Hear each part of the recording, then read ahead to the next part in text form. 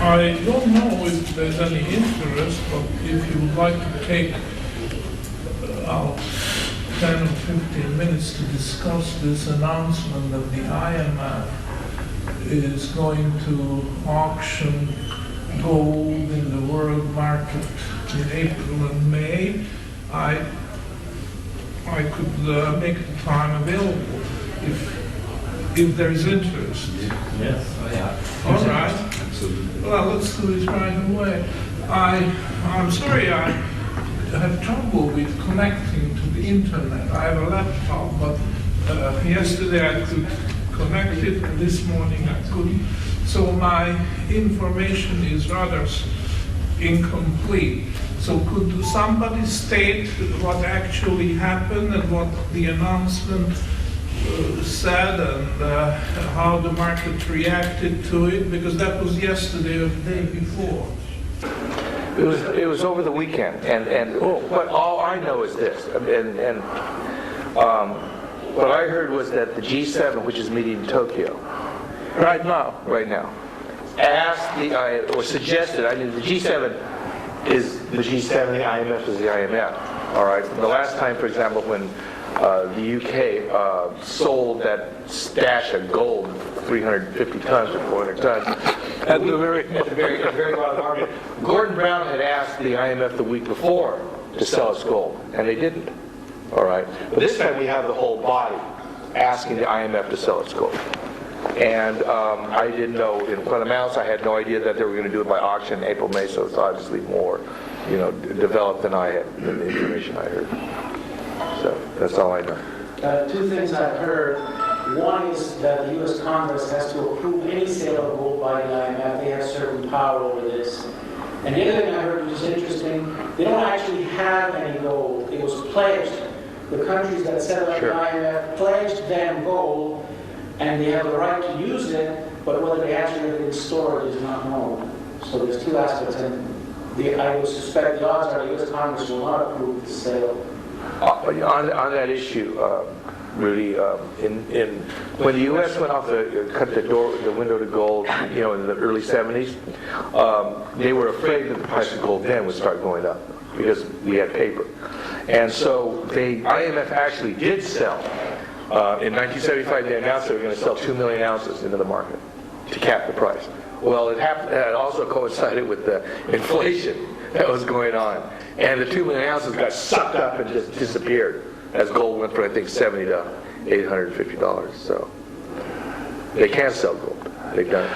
Now, I think Rudy's point's a good one, is that how much gold does the IMF really have? It's the old Fort Knox question. I don't think there's very much gold, if any, in Fort Knox. So, I mean, this is a continual shell game of trying to convince us that gold isn't worth anything. And I don't think that, IMF has been raised before, how much gold, if any gold, do they have? And that's actually a new story and an old story as well, what Rudy just said, because a couple of years ago they tried to sell IMF gold with the very idiotic explanation that they want to raise money to help the poor. And at that time, the U.S. Congress didn't give it its approval. If it had, it would have been done at that time. Now, in the meantime, of course, the majority passed from the Republicans to the Democrats in the Congress. So it's a question whether this time the U.S. Congress would give such a okay to the plan. And let's assume for the sake of argument that it would. The Democratic majority could be pushed around more than the Republican for whatever reason. So they go ahead with the sale. How do you feel? What effect this would have on the market? That's one question. The other question, did the gold market on Monday and Tuesday, that is yesterday, did it react in any conspicuous way to this? No. In fact, it rose initially on Monday, and then there was a pullback, and they give reasons to these things, but it's minor. Pulled down to 906. Yeah, which is, But no, that's nothing, yes. notification, the notification is what they try to create impact. The G7 put? Yeah. Whether anything actually gets sold is another issue. Now, I would assume that if it was in the news that the U.S. Congress has given its okay, then the market would react. I would find it natural that the market would come down to please the IMF, that they have less trouble getting rid of. And my own feeling is that it would be all over very quickly, because once they sold their quota, the market price would be back and possibly even higher. But let's listen to whatever opinion you could. Yeah, I read that it would be central banks, I think it was referring to the sale, it would be central banks around the world that would be lined up in advance, and that none of this gold would ever hit the public market. It would just be snapped up, transfers by central banks in the world are trying to accumulate, which there are a number trying to do that now. Yeah. Is China a member of the IMF?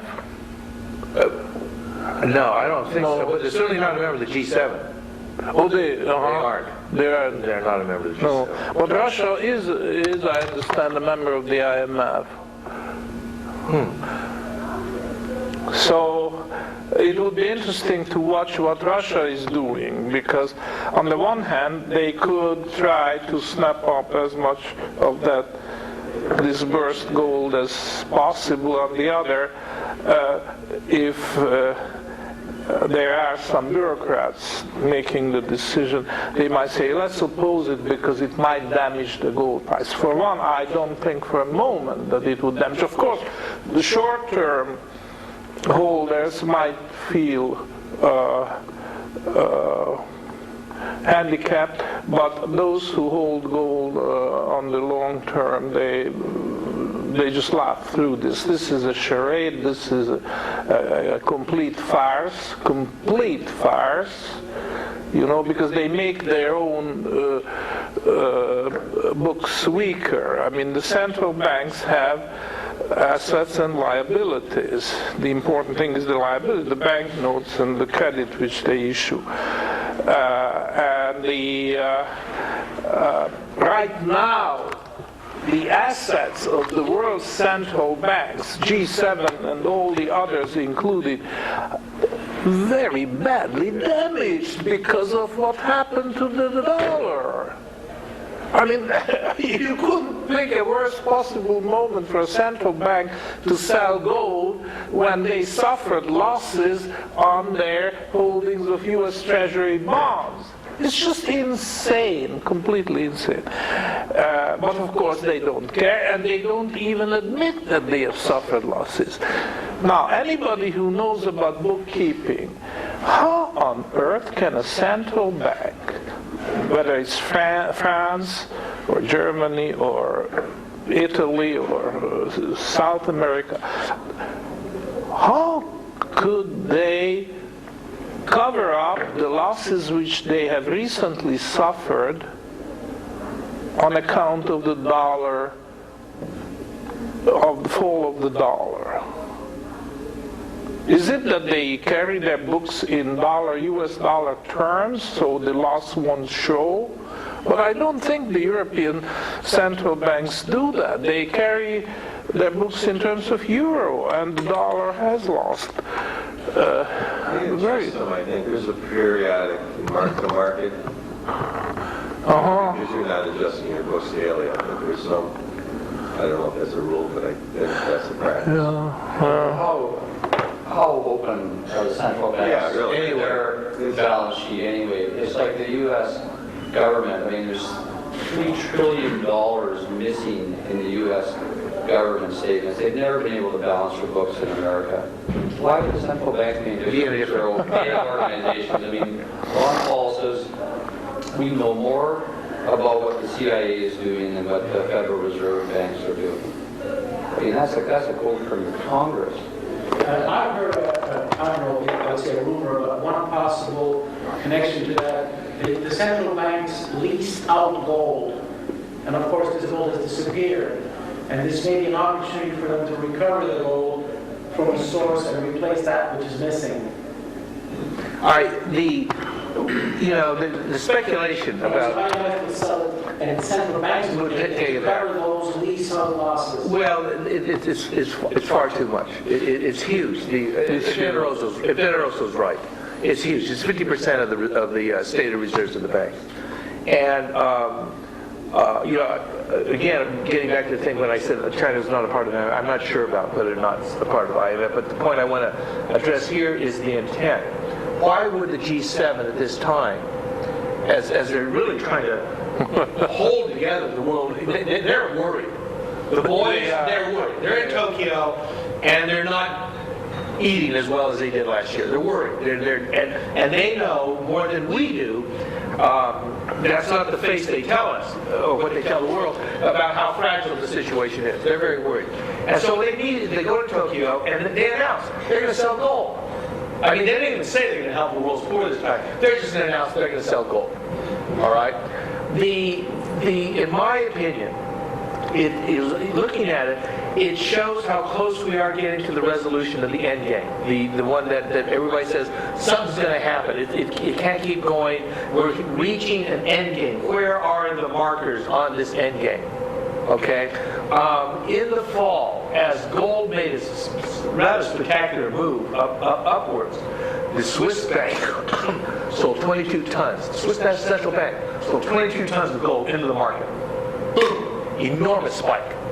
All right? Now, just imagine what the price of gold would have been had not the Swiss sold that gold into the market. Now, where's the rest of it going to come from? The market just absorbed it, gulped it, and moved up into the high 920s again. And they saw this. That was amazing, because the speculation was that the Swiss sale would push down the price. And just the opposite happened. This is, as you say, proof that it's late, very late in the day, very late. They are trying desperately to do something, and these are old tricks. They are worn off. The Bank of England made itself the laughing stock of the world when they sold half of their reserves. And even kindergarten pupils know that this is not the way. You don't drum up. If you want to sell, you do it quietly. Because it's obvious that if you make too much publicity, then the price is going to work against you. Just amazing, yes. This is a little bit off topic, but when you were talking about how the central banks, what currency they keep their books in, did I read in one of your essays that the IMF keeps its books in gold ounces? No, that wasn't the IMF, it was the BIS, the Bank for International Settlements. But this information comes from the time before the U.S. joined the BIS. And the U.S. joined the BIS not too many years ago. You see, the U.S. considered that there was a rivalry between the IMF and the BIS. And the BIS asserted itself that, they are independent, they are not going to politicize. It's a bank, and they have to have reserves and assets and liabilities, all that. And then, through arm twisting, I even know that it was Paul Volcker, the former chairman of the Federal Reserve, predecessor of Alan Greenspan. He went to Switzerland and talked to the BIS leaders, and there was a bargain. They never disclosed the details, except that the U.S. decided to join. How badly the BIS wanted that, I don't know, but there was a bargain. And we don't know the details, but it Could be that at that time they discontinued that practice. I don't have the up-to-date information whether the BIS still carries its books in terms of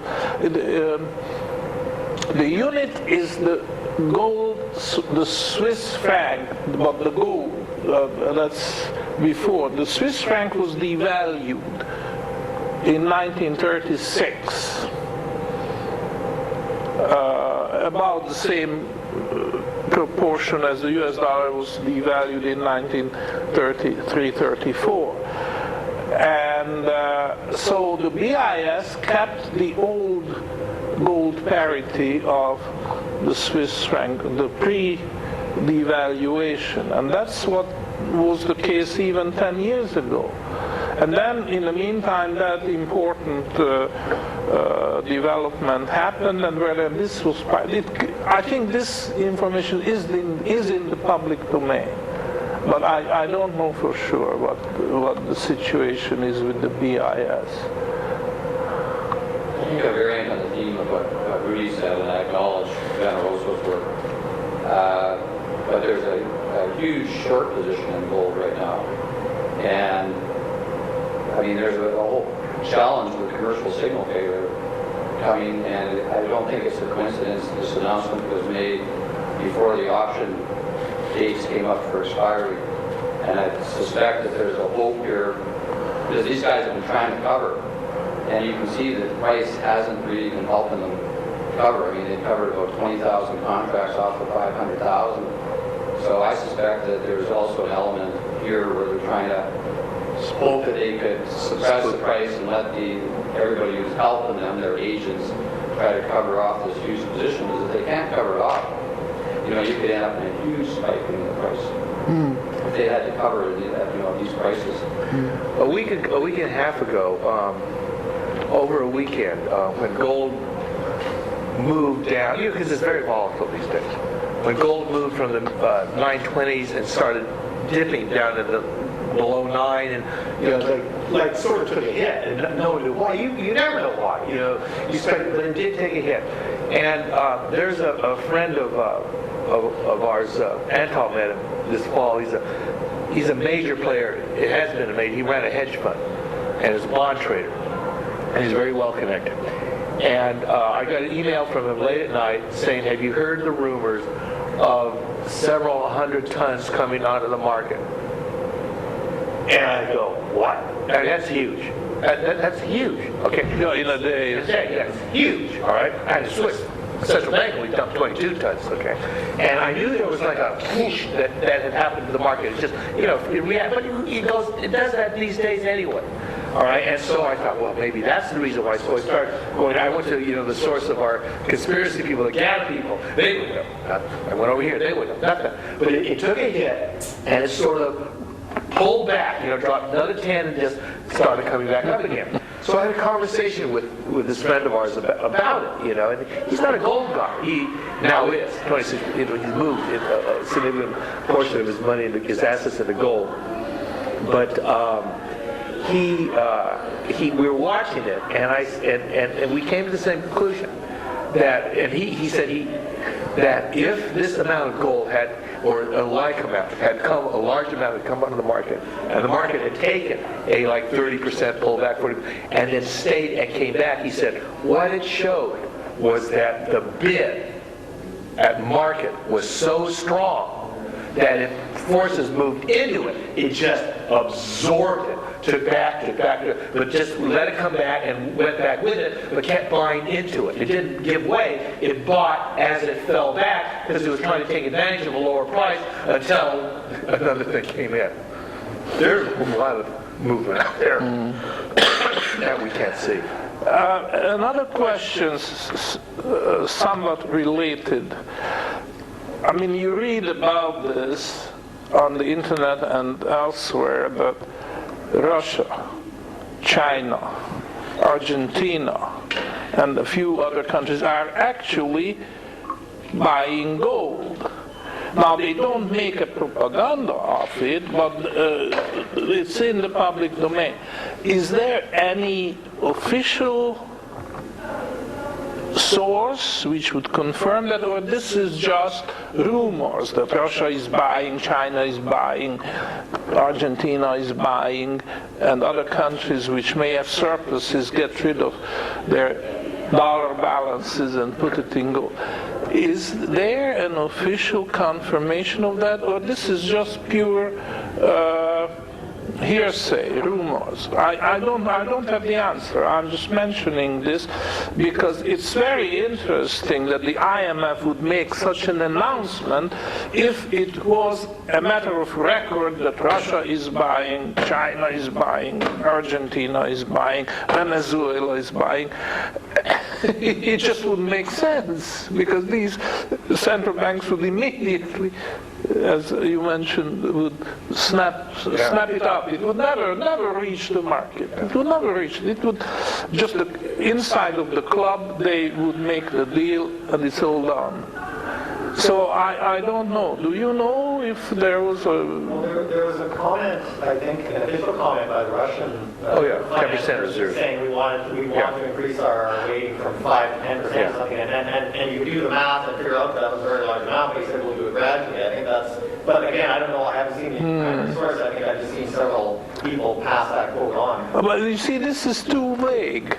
But of course, the rumor mills will start working, and You say they're inscrutable, and they're not going to announce that. They may. That's right. They don't want anybody to know. They're buying on. They want to buy the cheap. It's clear. I think that the big support is our oil dollars and the Russians and the Chinese, and you said it.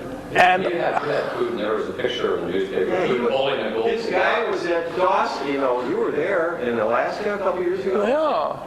The Russian, what was his name? It starts with a B, but I forgot the name. Putin. Oh, he's very high up. He was an advisor to Putin on the dollar, on gold, and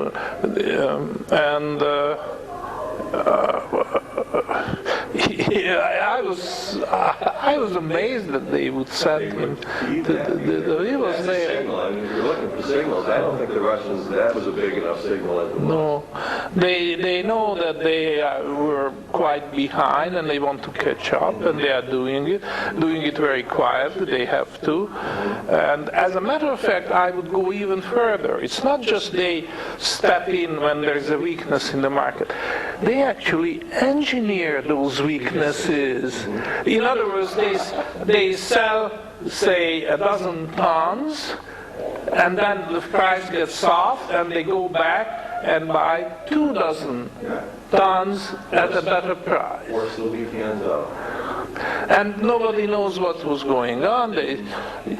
That's that kind of thing. It's certainly a possibility. Yes. Another thing along these lines, I understand today the largest supplier of mined gold is China. Yeah. I don't think too many people are aware of this. They all think it's South Africa or whatever. China is the largest supplier. How much gold does China export? I bet it's not much. Just like they don't export silver. I bet they don't export much of any gold. And there may be some numbers. Well, why on earth would China export gold when it can export ballpoint pens and all kinds of other things? And they are running a surplus. So they don't need paper money to pay for imports or anything. They have the opposite problem. They want to invest their paper money into something more solid. So China is buying up its own production of gold, plus as much from the world market as they can. Amazing. All right. I think this was an interesting exchange of ideas. If there's any development while we are together, we may return to this topic.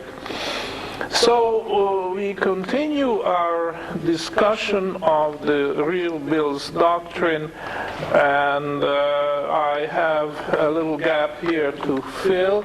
We have never mentioned the concept of social circulating capital. Well, before I explain the word social, I explain circulating capital.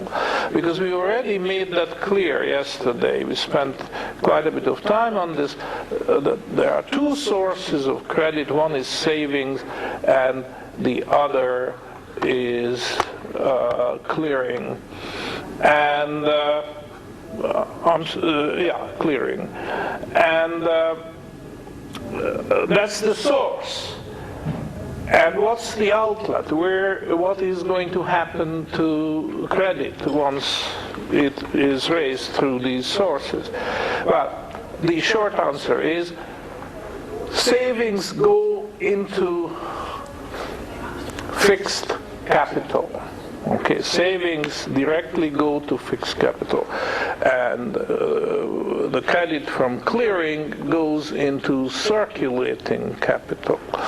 And that's a bookkeeping distinction, but you have to keep it watertight. It's not admissible to cross from one source to the wrong endpoint, or the other way, because that is in the nature of the investment. If you want fixed capital, that means brick and mortar, and that's certainly not short term. Once you sink in the funds into construction, it's let's say is frozen. You can't withdraw it. It will accept a huge loss. So that's very important not to finance